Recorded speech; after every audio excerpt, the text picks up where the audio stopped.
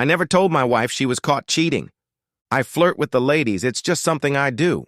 I did it without even thinking about it, it just came naturally.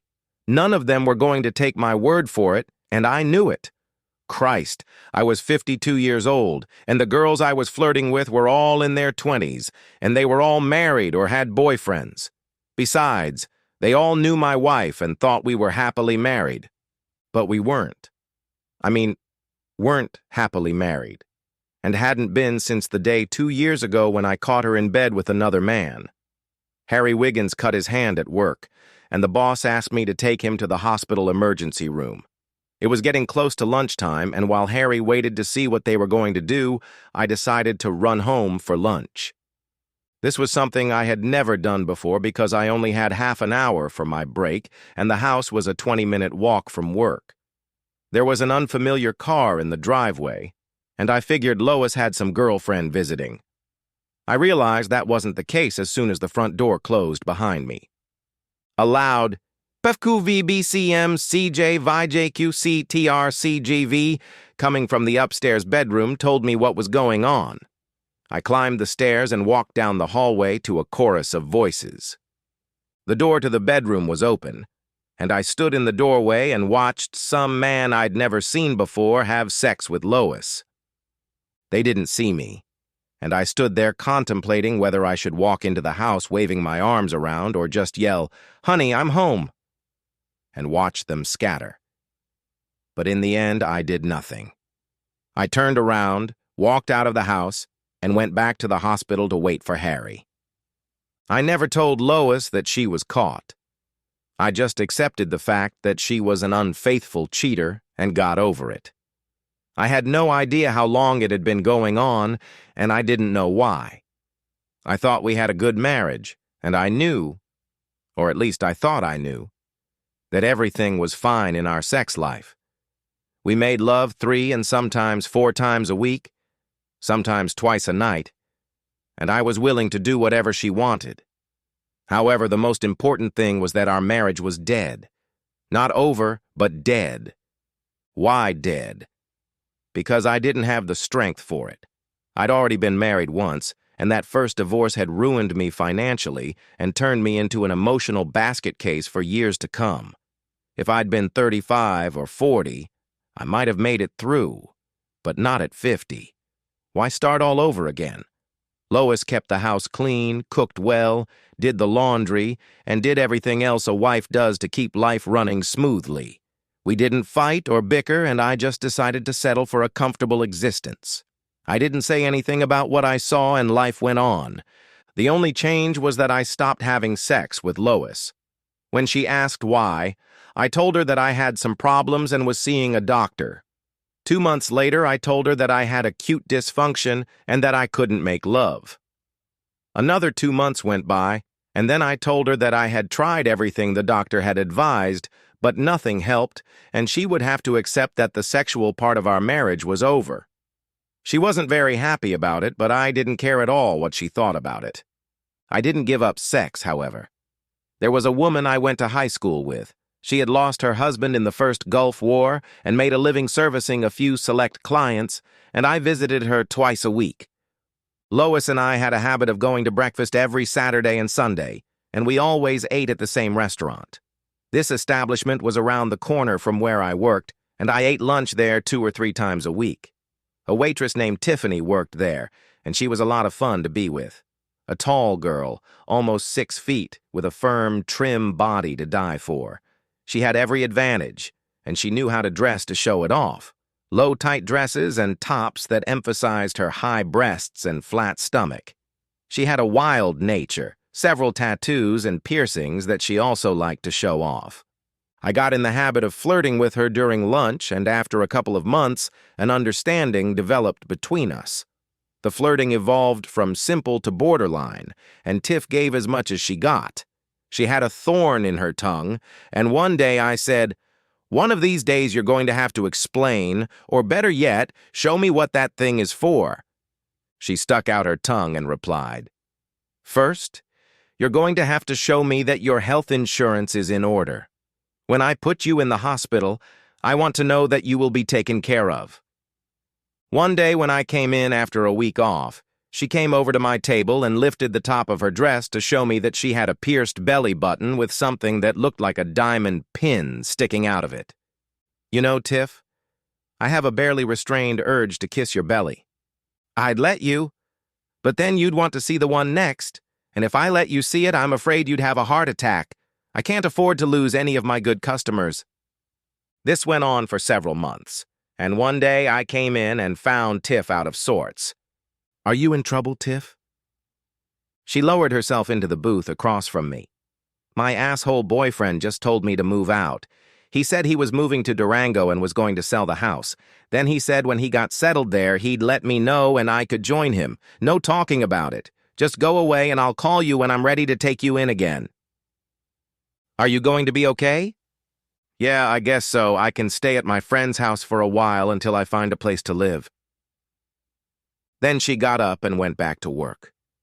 From then on, every time I saw her, I would ask how things were going and get an update. One Saturday, when Lois and I were having breakfast, I asked how she was doing, and she said, "Good, but my girlfriend isn't getting along, so I'm looking for another place to stay. I'd offer you the use of our spare bedroom, but I don't think Lois would be happy about that. It would freak her out to have me chasing you around the house every chance I get." I know what Lois was thinking when I said that. Yeah, and when you catch her, you can sit down and play checkers or something. Lois could be an unfaithful cheater, but she had a lot of good qualities, and she had found Tiffany a place to stay, at least for a while. She had a friend who was going overseas for a month and was looking for a reliable babysitter for the duration of her absence. Lois had made arrangements with Tiffany. In retrospect, I think it's safe to say that what ended up happening was something Lois brought on herself, because I doubt it would have happened if Tiff hadn't gotten the babysitting job. Once Tiff started working in the house, different things started happening. Her car started having problems, and I offered to stop by after work and take a look at it. There were hundreds of problems with the car, and every night I would stop by and do a little work on it. Tiff would take me out for coffee when I was done with work, and since she dressed rather casually around the house, I had ample opportunity to see her flat stomach, long, supple legs, and the occasional hint of breasts. In short, she kept me in suspense at all times. In addition to her various piercings, Tiffany had several tattoos, two of which I never got a full look at. One was located so low on her stomach that I could only see her upper third when she wore a very low thigh-tight dress. The other was on the inside of her left breast, and I could only see about an inch sticking up above her bra or bikini. I started joking with her about what I would have to do to see the whole tattoo. She laughed and said, "Only my lover can see the whole thing." Then the month ended. Lois's friend came back, I started Tiffany's car, and we started seeing each other again only at the restaurant. We joked and flirted like crazy, and some of the regulars started to think we had something going on. One day, one of them asked me how an old fart like me managed to keep up a relationship with a young vixen like Tiffany. It was only then that I realized I wished I could do it. 2 days later, Tiff slipped into the cubicle across from me and announced that she had quit in 2 weeks. "Dave called last night and said he was ready for me." "Are you sure you really want to do this? He's already cheated you once. Do you really want to move 300 miles away so he can do it again? At least when he did it here, you had people you could lean on." She didn't say anything, just got up and went back to work. I saw her 3 more times before she had to leave, but the jokes and flirting were gone. I didn't realize the hole her leaving would leave in me. That day, which was supposed to be her last day, I stopped by to say goodbye, but she wasn't there. I brought a good luck card and left it with one of the other waitresses in case she stopped by. 2 days later, it was still lying next to the cash register. I asked Becky if Tiff had come by, and she told me that Tiff would be back to work the following Monday. What happened? You'll have to ask her. The following Monday, I changed my schedule. I left the house 2 hours early so I could have breakfast on the way to work. Tiff was there, and when she came over to take my order, she handed me back my card. "Thank you. That was nice of you, but I can't use it." "What happened?" "I listened to you, When I got to Durango, the first thing Dave said to me was, "It's about time you got here." His attitude was disgusting. And then I remembered your words about how he'd already screwed me over once and how I could be sure he wouldn't do it again. It took me 3 minutes to tell him that I had only come to say goodbye to him in person, and here I am. What are you going to do now? I'm going to stay with Uncle Ralph until I can find a place to live. If I can help, let me know. She reached out and touched my cheek and said, "You're sweet, Mike. Thanks. I'll keep that in mind." It was 2 days before I saw her again and asked her how her housing search was going. "Not great, but I need to find something fast." "Things aren't going well at your uncle's place?" "I don't feel comfortable there. I don't know why, but I feel like I have to lock the bedroom door when I'm in there." That evening, after coming home from work, I stopped by a friend of mine who managed several apartments. I found out that he had several apartments available and told him I wanted one of them. I had to work hard to convince him that I wasn't setting up a little love nest, and I don't think I succeeded, because all he said was, "Okay, Mike, whatever you say." I'm serious, Dave. She's just a good kid that I've taken a liking to, and I'm just trying to help her out. She can afford the rent, but there's no way she can make last month's rent and security deposit. I'll pay it. When I send her here, just get her an apartment and don't tell her about it, okay? "Sure, Mike, whatever you say," he said with a smirk that was downright cringeworthy. "You're an old stud." I'm serious, Dave. Don't tell her about what I did. It'll only make things harder. The same smirk. "Sure, Mike, whatever you say. My lips are sealed." The next morning, I left early for work and stopped at a restaurant for breakfast. When Tiffany waited for me, I told her I had found an apartment for her, gave her the address, and asked her to get Dave. The next day, Tiffany caught me at the door. She rushed over to me and gave me a big hug. "Thank you, Mike. Thank you," and then kissed me on the cheek. I was a little embarrassed by this, especially since the room was full of customers, but what really bothered me was the arousal I felt when she pressed her soft body against mine. I hoped she didn't feel it. The next day was Saturday, and when Tiff came to wait for Lois and me, I asked her if she had found a new boyfriend yet. "Not yet, no. Not too many guys are willing to date a girl as tall as me. I think they feel insecure when they have to look up at me or when I look down at them."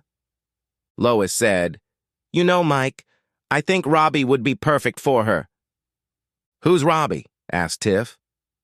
"Robbie is our son," Lois said. "He was actually my son from my first marriage, but he's called Lois Mom since the day I married her." "How old is he?" "He's 31, honey, and he's 5'4", so I don't think your height will embarrass him." "Sounds perfect, but what's the catch?" "The catch?" "Yes. 31 and single?" "I don't know, honey. He's just telling us he hasn't found the right one yet." Monday at lunch, Tiff slid into the booth across from me. "Mike, can I talk to you for a second?" I shrugged and told her to go ahead. "You fixed my car and didn't ask for anything. You found me an apartment, and now you're trying to set me up with your son. What happened?" I jokingly replied, "Tiff, if I can't have you, I can at least try to keep you in the family." Her face changed, and I couldn't read her expression. She reached out and touched my hand and said in a low voice, "But you can make love to me, Mike. I thought you knew that." And she stood up, leaving me sitting stunned. There was no way I expected something like this to happen. All I did was be nice to a girl I liked. Sure, I flirted with her, and yes, it was a little rough at times, with some sexual overtones, but it was just an old man having fun, and we all knew that, right? When I got back to work, I was in a daze. I remembered how she felt when she hugged me. I remembered what I thought when I saw her navel piercing, and I remembered how I'd reacted the day Fred had asked me how an old fart like me managed to keep a girl like Tiff happy. For all of 20 seconds, I thought about how wonderful it would be to be with Tiffany, and then reality set in. Age alone was enough to drive a stake through that thought. She was just a kid, for God's sake. She was 8 years younger than my son, the son Lois wanted to set Tiffany up with. It was impossible. It could never happen, but those thoughts so enthralled me that I almost, just almost, went after Lois for satisfaction. For the next 2 days at lunch, I was a bit reserved.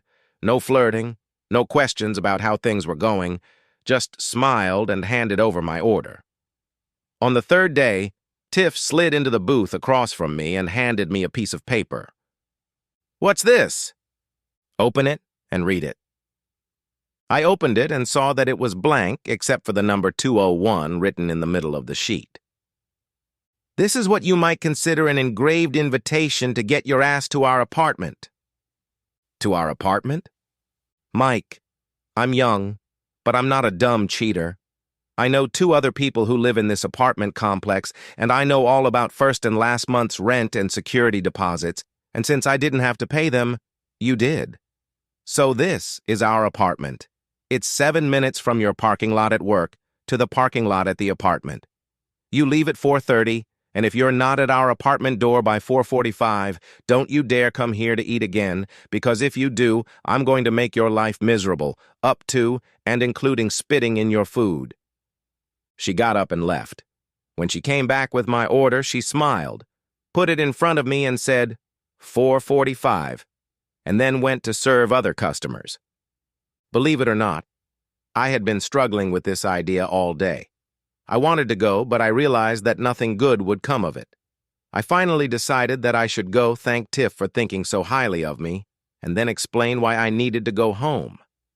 Of course, I could make her realize that the almost 30-year age difference doomed us from the start. I would do the right thing and then find some other place for breakfast and lunch. My determination to do the right thing vanished when my knock was answered by Tiff. She was wearing a cropped t-shirt that allowed the bottom half of her breasts to be seen and the tightest cropped Levi's shorts I'd ever seen. She stepped aside and let me in, and when she closed the door behind me, I turned to her and opened my mouth to speak, but she put a finger to my lips. "Shut up, Mike. I know what you're going to say, and I don't intend to hear it. I don't care about the age difference or the fact that you're married. I want to make love to you. That's all we need at this point. You don't have to say a word. And to tell you the truth, I'd rather you didn't. You once told me you wanted to kiss my belly, and I think that would be a great start for you. What you do next is up to you." It was an evening most men can only dream of. If such a thing is possible between a man and a woman, Tiffany and I made it happen. Some of her youth must have transferred into me because she was able to take me farther and farther than I had gone in years. When I got to the point where I realized I couldn't go any farther, Tiffany would give me a sly smile, work her magic, and we'd go on the run again. But eventually, even Tiffany's magic stopped working. She still tried, but to no avail. While trying, she asked me what time I should be home. "When I get there." "Won't Lois be surprised if you stay out late?" "I guess so, but I'm not going to worry about it."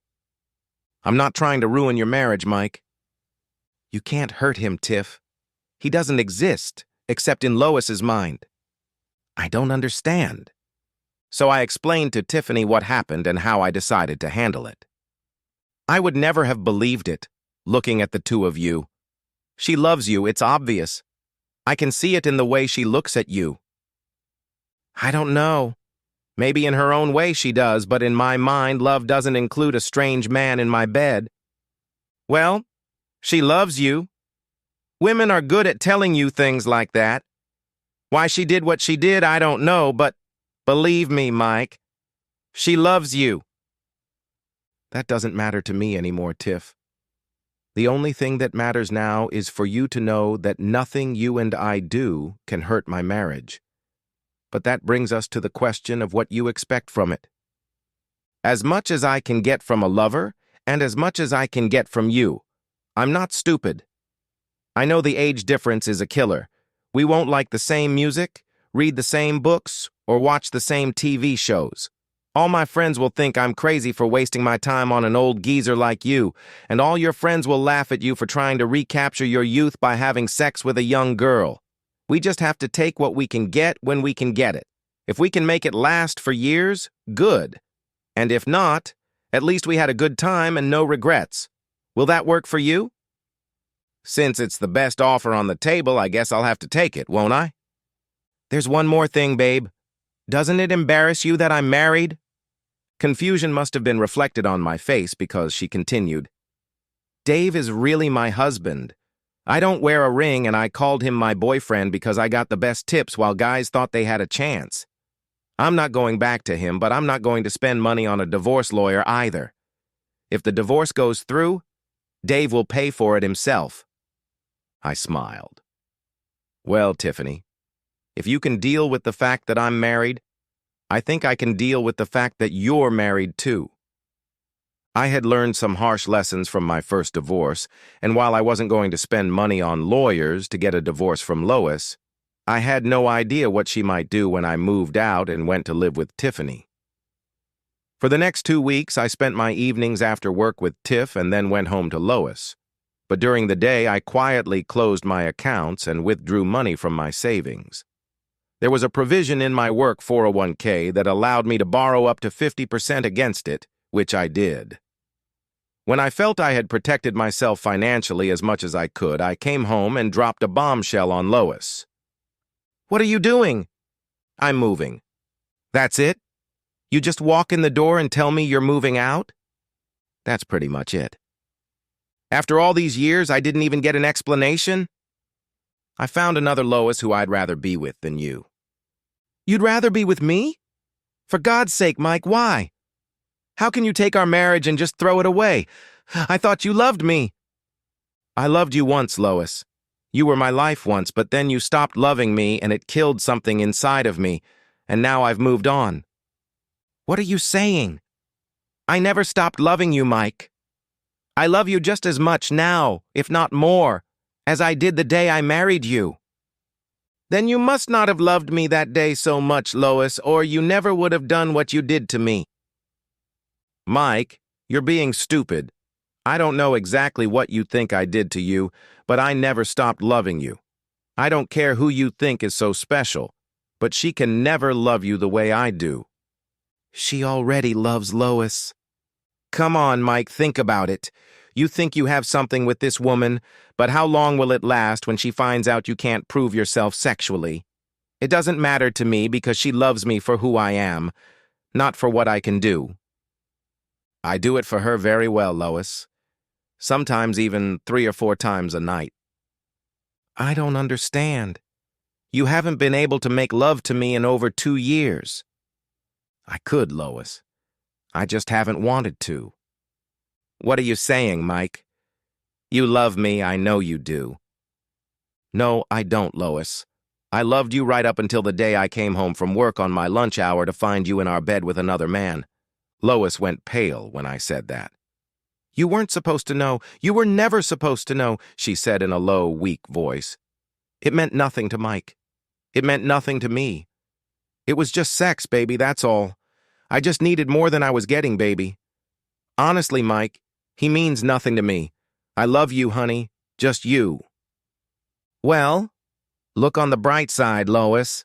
I'm leaving, and you can move him in with you and have sex with him 24 hours a day. That way, you can get as much as you need. The last thing I heard as I walked out the door was, Don't do this to me, Mike. I love you. Don't leave me, Mike. I promise you I love you. I think that may have been the case. She never filed for divorce, and I get calls from her at work every week. She sent me a card for my birthday and signed it. Looking forward to it, love, Lois. On Valentine's Day, I received a card from her signed, Yours forever. I love you and will wait for you as long as it takes. She didn't immediately recognize Tiffany, and every Saturday and Sunday she stops by the restaurant and tells Tiff that she intends to have me back. If it's a quiet day, Tiff sits down with her and they talk.